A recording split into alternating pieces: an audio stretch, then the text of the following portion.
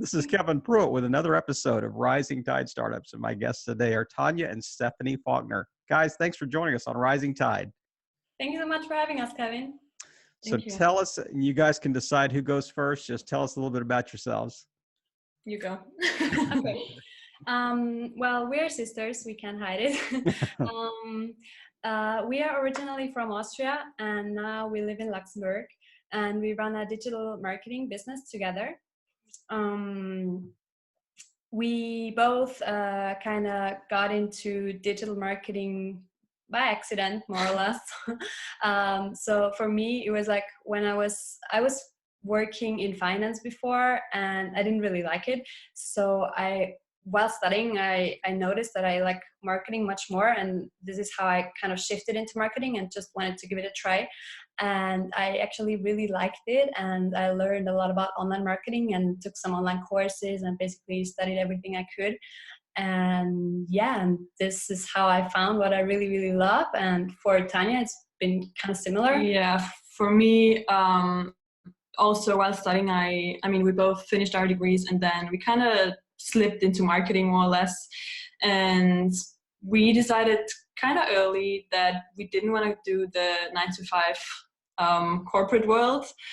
And this is how I got into marketing. And then we decided that we could like team up and try this together. And now we have our business called Marketing Minds. And yeah, she moved to Luxembourg first. I joined her last year, and here we are. So take us back to kind of your secondary school, university. What was the normal path that you guys chose? I mean, you said, Stephanie, you said that you were in finance. I'm assuming, Tanja, did you have a similar path or? Very different. My degree was actually management and law, which I am thankful that I did, because it was super interesting to me, and it sets you up for like a great foundation. And then pretty much most of what we learned regarding marketing, we did online by ourselves. Our path before that was kind of diverse. Like our high school was like geared towards languages. So we like studied English and French and Spanish and Russian and whatever not.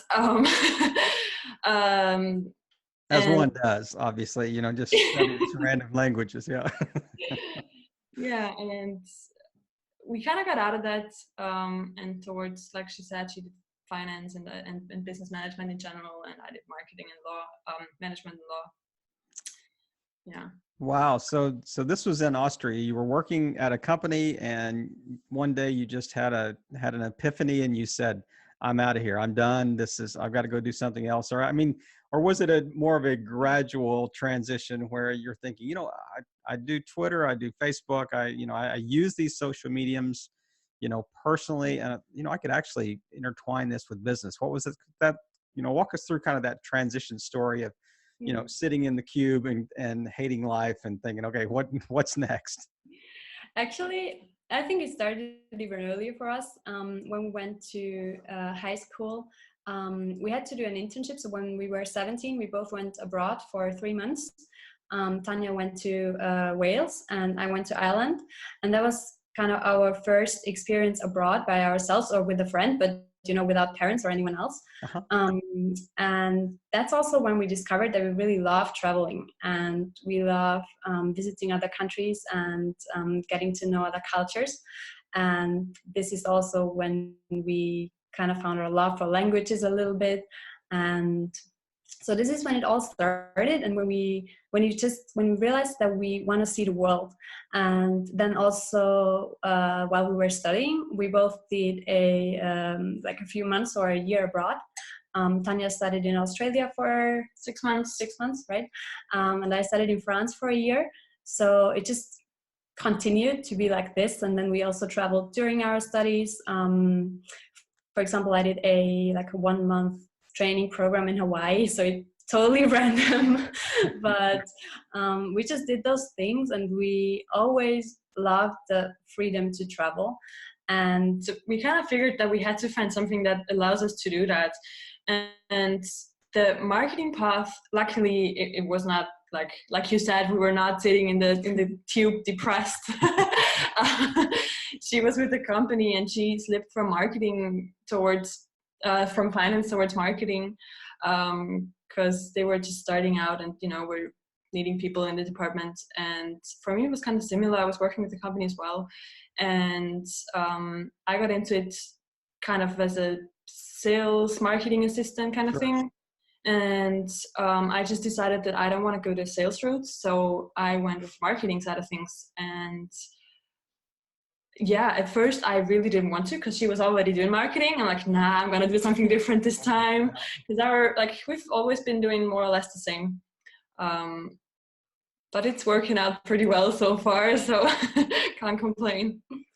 Yeah. So, I mean, have you had any experiences? I mean, you guys are sisters, and you obviously get along well, but have you had any of those moments where you look at each other and go, I want to do this, and she wants to do this, and we just, we're just at an impasse here. We can't agree on this, so we're just going to have to take a little break here and come back. I haven't had any of those moments for years, to be honest. We had that, of course, when we were younger, but that's crazy. Over 10 years ago, and since we were like 15, 16, we were just like that and getting along very, very well. And we're that's so amazing. Similar, and interestingly, it's quite the opposite. Like, we moved in together as well, and we become more similar, I think. I just mentioned to you before, people think we're twins every now and then, which we're not. So yeah, we're pretty lucky. So nothing major so far. Yeah, Tanja, Stephanie, off camera, she mentioned you're 10 years older. Is that correct? No. Come on. Go ahead. So Stephanie's 3 years older than me, which is not a lot, and it was when we were younger, but 3 years, nothing now. No difference. Well, I have teenage daughters, and I want you guys to come and chat with them about how to get along with each other and how not to have those conflicts. That's exactly. Don't worry, they'll get there. Okay. We have hope that they will get there. Oh, yeah. So I am really interested in this, how you decided on what specifically to go into, and maybe talk a little bit about, do you have a specific niche that you are targeting, or is it more of a broad kind of digital marketing space that you're looking at, or you have a certain industry that you work with? Mm-hmm. So we got into social media marketing. I think it was just along the way when we took courses about digital marketing in general. Of course, we looked at different areas, but social media kind of stuck out because we saw the potential of it for companies, especially in Europe, because there are a lot of companies that are a little bit like, it takes them a little bit more time than in the US to adapt and to really build a social media and online presence. So our focus is social media marketing, but we don't really have a specific niche or industry at the moment. And we've been thinking about that quite a lot, especially when we started out, because you hear people from all sides. You should specialize in something. You should focus on a specific niche. You should just do Facebook ads, for example. But it just didn't feel right to us, because we like working with different companies. Like right now, we work with tech companies. We work with B2C and B2B companies. We do have some companies that we're a little bit more passionate about. But overall, we love the mix. And we also, I think we kind of just had to figure out that the market that we are tackling right now, which is mostly in Europe, it's not just social media marketing what they need. And if you approach them with like, hey, I can manage your Facebook page, like, what? Yeah. So we took a step back from that, and we're also doing a lot of digital marketing consulting right now, because there's just a lot of companies where you just have to take a step back and like explain to them or walk them through the process of how do you build your online presence and your whole digital marketing in general, not just your social media. It's just a small part of it. Right. So how did you determine what your pricing structure was going to be? Did you say, okay, here's what we have to have every month to live, and then we're just going to divide this by the number of companies we work with? Or did you say, okay, is it a per job basis, per month? Is it a number of hours that you work for companies? So how do you arrive at kind of a fair, that fair market value, I guess, of your services? That's definitely a good question, and it's something that a lot of entrepreneurs starting out struggle with, and so did we, because you just have to make your own experiences. And I think to start out with, it's always good to have kind of an hourly rate in mind, even if you don't like charge by the hour. Exactly, Right. charge by the hour. Right. Yep. But you have that in mind when you calculate the prices, and we work on monthly retainers. And of course, by now we know how long specific things take us, or what the value is for the company. But to start out, I think that was probably the most helpful thing for us to do, to kind of, at least in your head, calculate it by hourly rates. Sure. And you started like you actually created this company in 2018? Yes. Okay. So you've been going for what, 8-9 months about this time, or almost a year? When did it start specifically?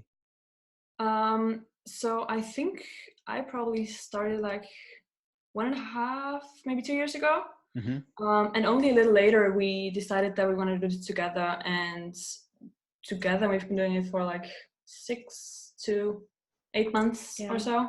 We started. So you were doing this independently, or were you doing this for a company that you were working for? Okay. I was doing it for a company. Okay.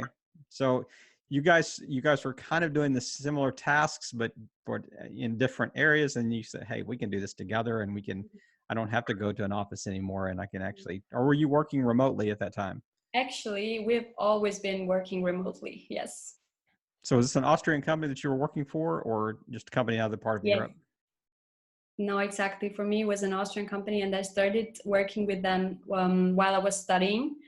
So that's also how everything started, how I started to work remotely, basically, while I was still studying in France. And then I got back to Austria, and I was still working with them remotely, just part-time. And then after I finished my studies, I fully worked with them, but still remotely, because then I moved to Luxembourg. So I've always been working remotely with them, really. So I don't really know the office life. Maybe I'm trying to live vicariously through you guys to do an office job. That's it. So what was the draw to Luxembourg, other than the fact that it's just a really cool little place in the center of Europe there, or center of Western Europe? It was love. It was love. For all people that come here, it's either work or love. And for me, it was love. And for me, it was her and business. That's so. right. Exactly right. That's right. It was family. That's what it was. So I've been there a number of times. My 2 older children actually went to boarding school in Germany. And we were living in the UK at the time. So we would drive back and forth and go through Belgium and go through Luxembourg and France, getting to Germany. So it was just a really interesting part of the world. But when you're working with countries in different or companies in different countries, how do you handle the language barrier? How do you handle the linguistic transitions from German to French to Flemish to the different varieties of English to Spanish to Italian to, is there a quote, a lingua franca? Is English the kind of the common denominator language across business in Europe, or what have you found so far? You guys obviously are pretty proficient in a number of different languages. So how do you handle that?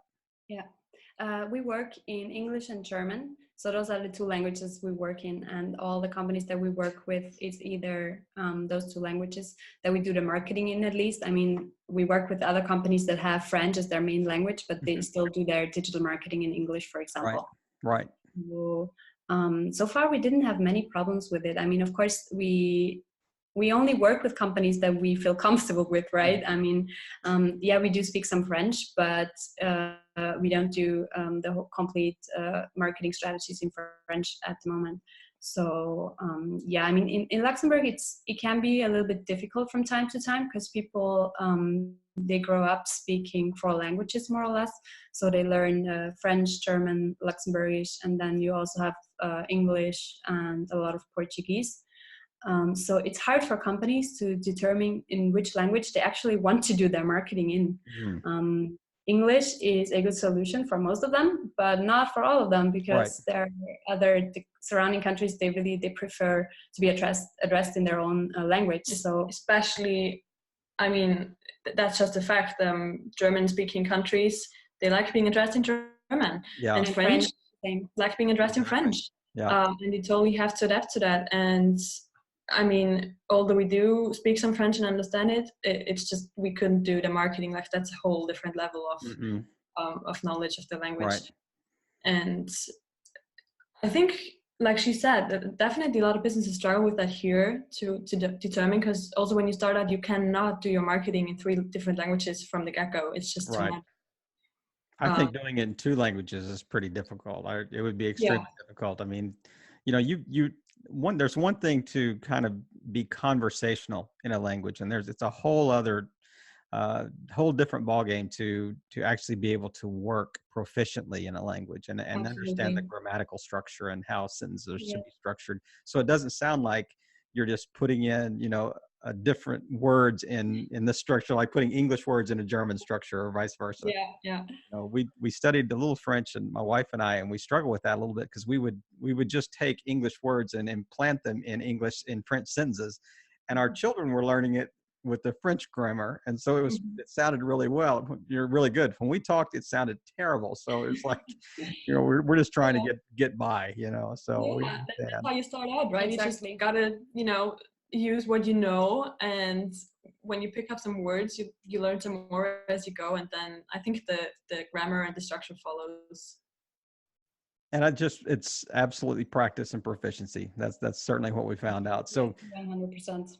walk me through a typical day. You guys get up, and are you go to a co-working space? Are you working at an apartment there, a flat? I mean, what's a typical day in yourmarketingminds.com? Yeah, we get up. We usually try to do some exercise or take some time in the morning for ourselves before we start to work. We don't get up as early as we would like to, but we're working on it. And then we either work from the apartment, or we go to a co-working space or to a cafe in the city. And then we work. We have pretty, like, our days are pretty boring for a like laptop lifestyle. I think, because I know there's a lot of people who just work whenever, you know, around the clock, but our days are pretty structured. We pretty much work from the morning to, you know, like lunchtime, and then afternoonish. That's pretty much it. And like she said, we just switch places from where we work at. And of course, it's nice to have the freedom that if you don't want to work, or you have appointments or meetings or whatever it is, you can do that without, you know, having to take time off or whatever. Right. Yeah. So how do you determine who's doing what in the business? So far, I think we are dividing everything pretty well. So it's either that we have that we take care of different clients separately, and we just brainstorm together, or we go over the like we go through the strategy or whatever. We have to look at both. We do together. So far we didn't have any problems, and it's always, when we get new clients, it's always clear immediately who does what and who takes care of what. So it just. Yeah, but since we're like, it's not like she does, I don't know, social media and I do email or whatever. Yeah. We pretty much do the same things because we enjoy both. So we don't want to kind of split that. We'd rather separate us by clients, basically, so that we're still able to do all those things. So since you started working together 6 months ago or so, what do you think has been the most rewarding thing that you've seen happen? Have you had one of those days where you just kind of look at each other and say, wow, this is going to work. This is the greatest day we've ever had as a company. Take me to that day that you can kind of look back over the last 6 months and think, wow, that was a 10 out of 10 day there. Yeah. We have lots of those days. Also lots of the opposite, but also lots of the good days. I'm not sure I can think of a specific day, but usually it's just like work related. It's when we can celebrate some wins for clients, you know, when we have successful campaigns, or when something is going well, or whatever happens with work, basically. Or when you land like a new client that you're really excited about. Yes. Sometimes it's even smaller things like we are in this online community and we have like our online friends, and you can celebrate with them as well when exciting things happen in their lives, or when you get to meet them in person, things like that. And you just push each other, and that can be like, you just feel that excitement for our business. We're like, yes, let's do this. So Tanja, you started early. I mean, you started before you guys kind of came together as a company. So did you like bring some clients into this kind of business with you? Or, I mean, what's been the biggest obstacle, I guess, that you faced of finding clients? Or have you been very successful at that? Or, I mean, as you look back over the last 6 months, you think, you know what, we're almost at capacity. We're almost, have as many clients as we can handle. Or, where are you in that kind of gradient of capacity there? I did bring clients into the business, and since then we've both, we're both on like the client hunt. So also that task is split between the two of us, and we do take on some clients right now. But of course, that always depends if it's projects or if it's monthly retainers.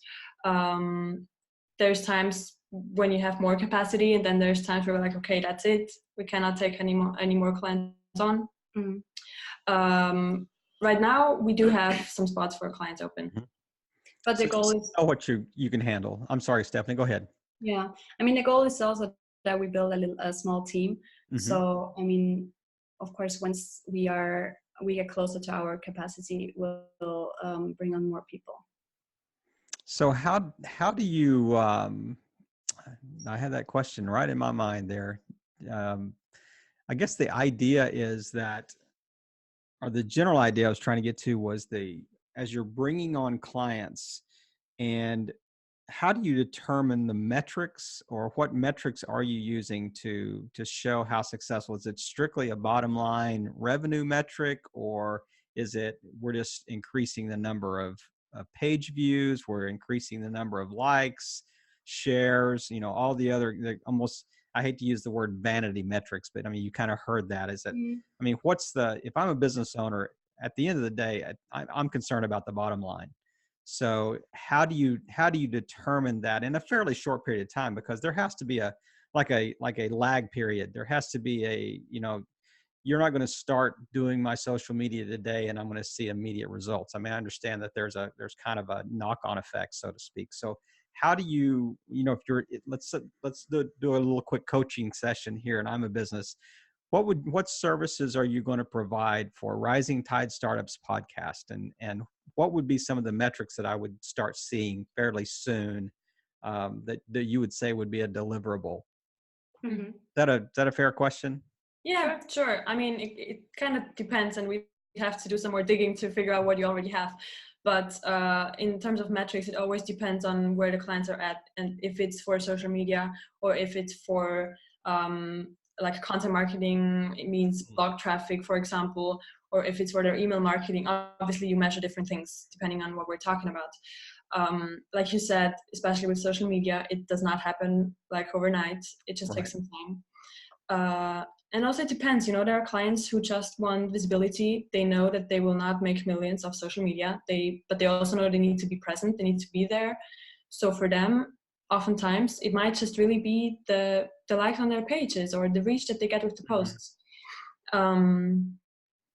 But I guess mostly it would be website traffic, because once they're on the website, it's kind of the company's task to, like lead them through their sales process. And but it totally depends. For example, if we do a lead generation campaign through social media, for example, then it's also generated leads, and we can do that with organic or with paid social media. So it depends 100% on what the whole thing is about and what the goals are. Now, basically, is your I guess your business set up to really bring leads into the funnel, or is it to lead them through the entire sales process? Or where does your service stop in that in the funnel itself, in the whole sales process? That's a very good question. Thank you. Because we have some small companies that need everything. Like they don't have a marketing funnel in place at all, and Mhm. so we have to look at the whole process from the beginning to the start. From where they get where the customers see them first, Right. maybe online or whatever other media, to the point where they buy or refer someone else to buy from the company. So it totally depends. And It does depend. However, I think that for us, the first part of that, until the sales is, or until they're like a hot lead, is more important for us, because Yeah. that's when we can say, okay, we've done our part. They are Right. hot leads right now, Right. and your sales team or whoever handles it needs to take care of them and needs to nurture them. We can help you with that, but basically, from the marketing perspective, it's our job to bring in leads. Right. Right. And that's, I mean, that obviously would be the bulk of what, the services you would provide. But I could also see, as Stephanie mentioned, I could see companies that, I mean, even large companies that you could look at and you could go, your sales process, the customer experience, all the things that you're leading through is terrible. We could, you need to tweak this, and you need to nurture the nurture process of bringing people through your funnel needs to be different, and all these things. I can just see the gears spinning in your minds right now as you're thinking. You probably looked at Rising Tide website and go, "That's terrible. You need well, bring we can talk about Rising Tides later. That's right. But you know what? I'm expecting $1 million in revenue. So, if you guys can deliver, just bring it on. We can talk out offline. But I Let's do wanted it. to touch base really quickly before we take a really kind of a deeper dive into your minds. But just what would you say would be for those that are interested in kind of going out on their own, doing the solo thing, doing the, kind of the digital nomad, remote work, whatever space, you find yourselves in? What would you say would be the best thing that you've encountered? And maybe one of you take the best and one of you take the worst. You got the good and the bad. I mean, what could people expect that are thinking about doing this? I'll take the best. Mm-hmm. I'm the devil then, I guess.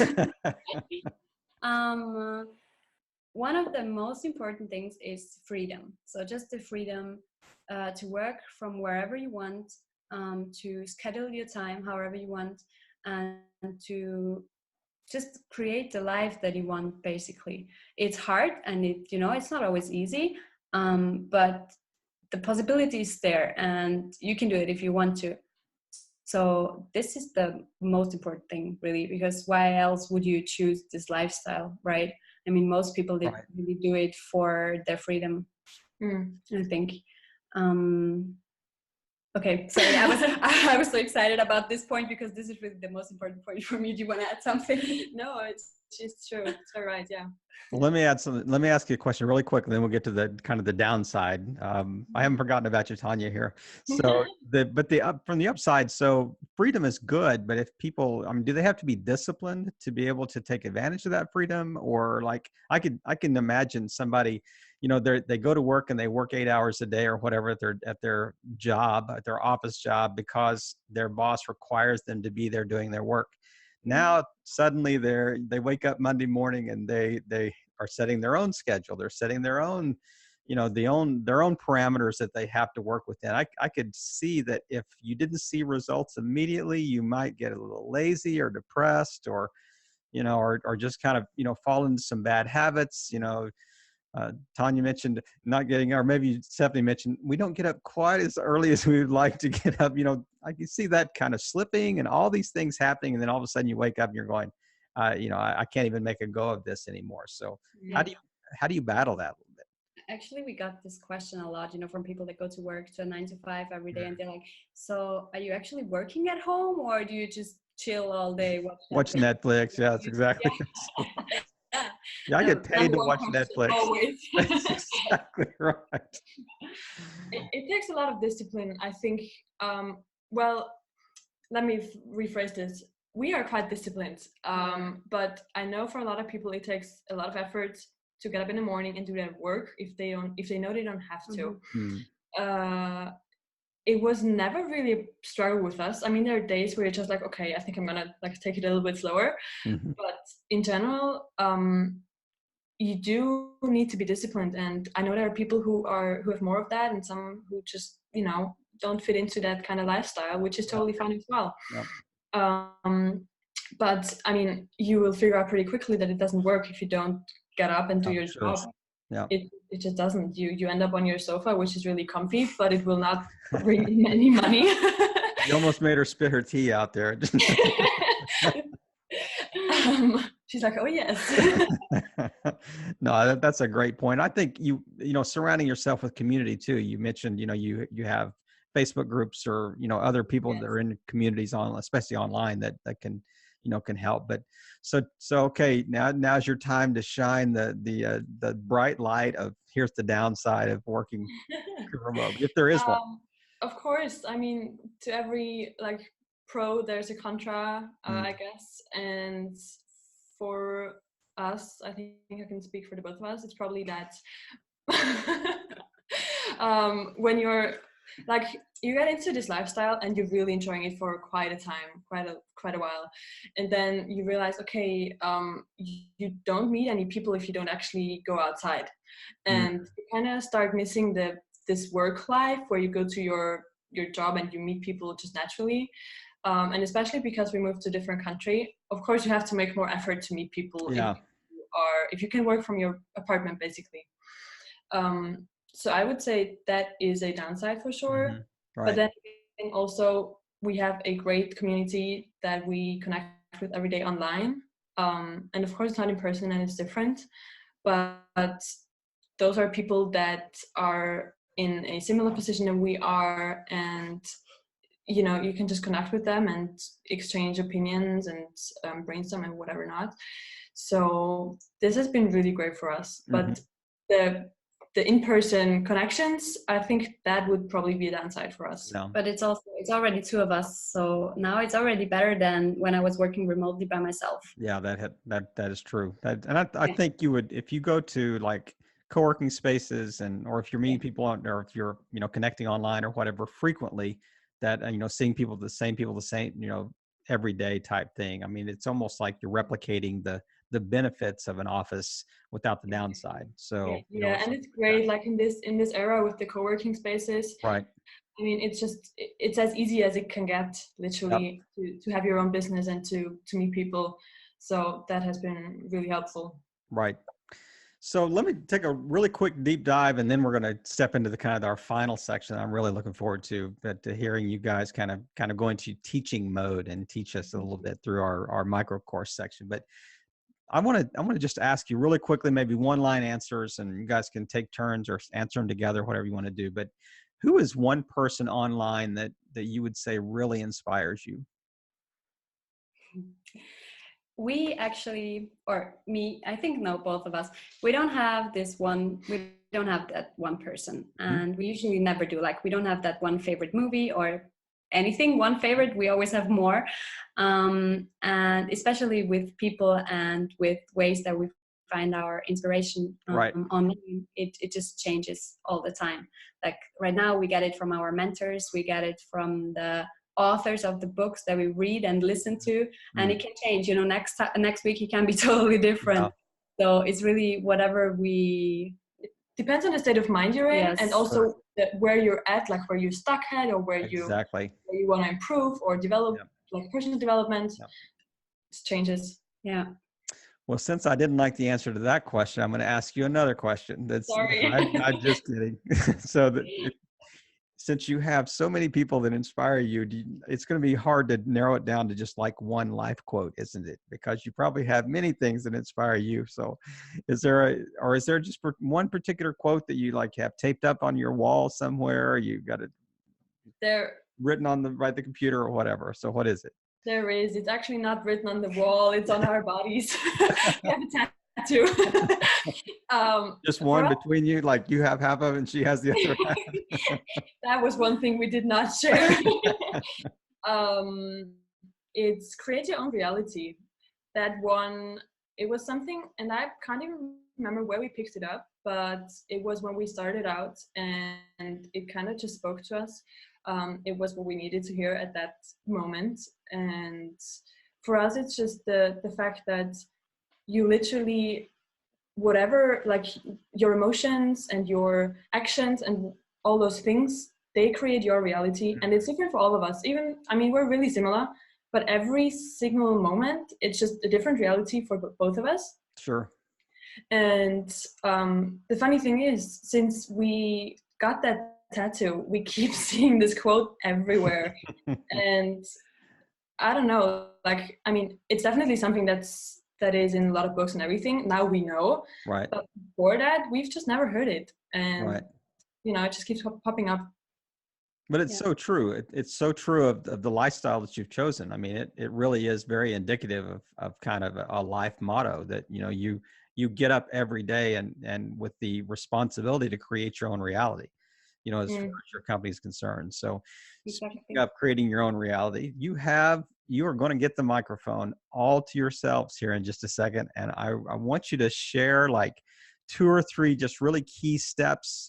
If you were going to teach us a micro course on marketing, on how to, you know, whatever it is, what 3 things you need to know about social media marketing, you have the microphone, you have the floor, you can teach us whatever you want to teach us. But I just kind of gave you a little prep beforehand that I hope you guys have worked out who gets to do what, who's one going to hold the cards and the others. So, yeah, we have this whole 100-page presentation. Oh, we're going to have PowerPoint. That's right. That's exactly right. We're going to do Facebook Live right here. So take it away, girls. Okay. Do you want to get started? All right. Yeah. So like I mentioned before, a lot of companies approach us and they're like, well, we want social media. We want Facebook and Pinterest and Instagram and LinkedIn and Twitter and I don't know what else. And then they don't realize that they're not at this point yet. And we're like, okay, let's take a step back and look at, like, are you even ready for doing all this? Is your digital marketing in place? Do you know why you want to be on those social media channels? Exactly. And so we take them on this process where you first, and I mean, this is spoken about quite a lot, but it's so important. Otherwise, you don't need to start any marketing at all if you don't know what your goal is. So they have to figure out who's their target market, who's their target audience. Be really specific with that. Otherwise, you won't even know which social media platform you want to be on. They have to know how to approach them. Like, what's their messaging? What do they, or even their offer? What are they selling? Are they really clear on what it is that they do? And also where can they find them? Exactly. So the media, basically. You know, some say, okay, social media strategy is going to be the next thing for me. And be like, no, come on, take a step back. Social media is a tactics and we can use it if it makes sense for you, but maybe it doesn't. So we really want to look at the media that makes sense for this specific company. Sure. It could be a blog, or maybe even starting with the website. We don't even know, you know, if there's no website, then let's start there. Blog, email, social media. Maybe it's even old school mail or TV or whatever. I mean, we don't do traditional marketing, but we can see if online is just not the way to go, or like additionally. Just what complements it. Exactly. And then, of course, so the first thing is identifying all of this. And the next step would be to look at how can we generate leads for them? What makes sense? What kind of lead generation campaign can they do? You know, does it work with an information product, for example, like an ebook or a white paper or checklist or whatever, something to download? And how do we do that? And how do they communicate it? And how do they promote it? Where do they promote it? And then also what's very important is what happens to those leads afterwards, what we were just talking about before. You know, when we get you the leads in, what do you do with them? Do they just go into an Excel file and then that's it? Or what happens afterwards? How do you nurture them? Exactly. And then how do you know, from their nurturing, they need to go into your sales process where you literally close the deal. And that's like the second floor of this 3-step process, basically. So the first one was like everything pre-sales. Then there is this sales cycle of lead generation, nurturing your leads and closing the deals. And then there's the process after the sale. How do you deliver and provide good services, and how do you get recommendations and referrals from your clients, you know, because you can definitely leverage the clients that you have and increase your lifetime value of those clients.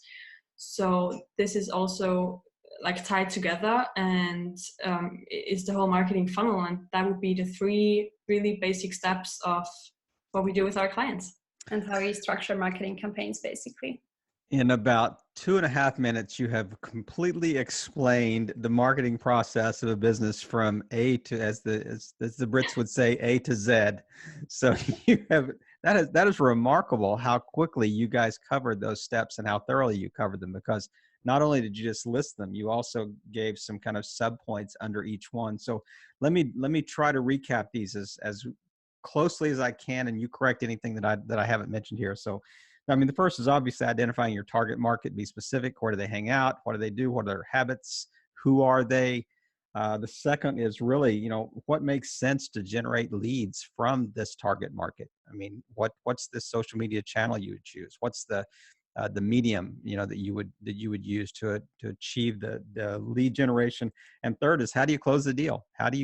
What is the sales process? And not only that, it's kind of the complete sales process, which is also the follow-up. And how do you provide after sales service? How do you provide support? How do you ask for, referrals from those clients that you've closed? Is that a fair summation of what you just said? It definitely is. See, you can do it even faster than we can. Yeah, but certainly not as well as you did. So I just cheated. I just wrote notes as you were speaking. So I think that is tremendous. And would you say that on the very first part of that, I mean, when your target audience, so is there like a discovery process that you go through with companies when let's say they come to you as an initial client? What exactly are the things that you're kind of looking for? What does the company need to provide you, in essence, so you can make the determination of, how do we help them to decide on their target market? Because it's a bit of a misnomer, isn't it, that everybody understands who their target market is? Yeah. I mean, there's a lot of companies out there that are selling stuff, and they really haven't even identified step number 1 yet. They're operational. So what's kind of the discovery process that you might take them through? What are some questions you might ask them? The first step is definitely figuring out what their goals are. So where do they want to go with their business within the next year or even the next 5 years? What do they want to achieve? And then also, how would they measure this? Like, how would they measure success, or what would need to happen in order for them to feel successful? And if it's specifically about finding out who the target audience is, we cannot figure out the target audience for our clients. They need to do this by themselves. But if we notice that this is a step that's missing, and that they have to do before, right, then we just provide guidance and help them with questions and make sure that they're really clear on specific points, and also right, not just who they are, but also how they address them and where they can find them. And obviously, the perfect client will be someone who knows their target market, who knows their offer and their products or services, and who knows what medium they need to use to address the right people. Some people or some companies think they have all of that figured out, and later on you find out that that's not the case. But of course, that would be nice. Then we can go in and do our job. Exactly. Everything's easy. Yeah. I think those companies are called a unicorn. It's what I think. They don't exist. I really do like unicorns, though. I don't think they exist. Because I think, so many companies, I think you're exactly right. I think they think they understand marketing. They think they understand their sales process and understand their customer base. And it's surprising how many, when you start really drilling down and asking the questions, they're like, well, I really hadn't thought about that. Yeah, exactly. We're making revenue, so obviously we understand our client base. Well, that's not necessarily true. Exactly. Or you ask them, who are you selling to? Well, everyone can need this. People with money. That's who we're selling to. That's right. Yeah. Okay. Yeah. I love it. And Stephanie, you mentioned a minute ago, we ask them what their goals are, a year, 5 years. I think the answer they would give you, I want to make more money. Well, that's not a goal. That's just kind of a vision of, where you want to head, but specifically, what do you want to do? And how can we kind of reverse engineer that and work backwards and say, these are the steps you have to take to get to these goals, and these measurable goals. But guys, that's a tremendous mini or micro course that you've given us in a very short period of time, and I really appreciate you being so clear and so prepared, and to really give value to our listeners in that particular space. And is there anything that we have not covered that I haven't asked you about that you want to add here as we're wrapping up? And I want to ask you, after that, I want to ask you, where can people find you? Where's the best place to find you online? I think the most important thing, so for people that haven't started out yet, but they want to change something in their life, so they want to get away from their 9 to 5, it just, know that you can create your own reality. Really, we all can. Like, it's in our hands, we have the power in our hands. And if we want to do something, we can. I know it's not always easy, and I know there are responsibilities and things that can get in the way. But in the end, we are responsible for our lives, and we should make the most of it.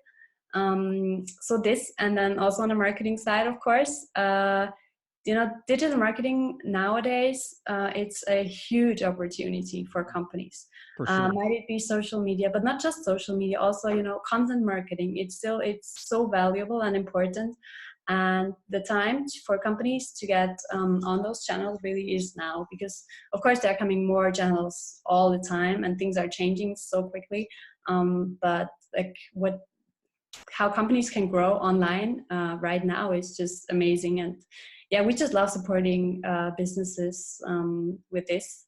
And do you want to add something? I think that pretty much sums it up. And to answer your other question, where to find us, our website is yourmarketingminds.com, and our social media handles are at yourmarketingminds. So that's where you can find us on Facebook and Instagram. And yeah, I think that's the best way to reach us. And I'm sure you have an active social presence, because that's kind of what you do for a living. We're trying to, as good as we can. To be honest, those people that are like, well, we're doing this for a living, but we're doing this for our clients so much that we just don't take the time to do it for ourselves. That's a great point. I was thinking that as soon as I said that, I thought, unless you're so busy doing it for other people that you don't have time to do it for yourself. It does happen. Unfortunately, it does happen, yes. Yeah. It's something that we definitely need to work on more, and we know it. Well, guys, you really brightened our day by providing us so much value, as I mentioned earlier in this interview, in this chat, and it's just been a pleasure having you as guests, and I love the fact that we got buy one get one free today. So how are your first duo? Maybe I have to look back and make sure, but I certainly, that's right. And for the price I paid you, you're certainly the best deal we've ever gotten. So that's a zero. Yeah. Well, guys, thank you again for just being here and just playing your part in helping all boats rise and a rising tide. Have a great evening. Thanks. You too, Kevin. Very much.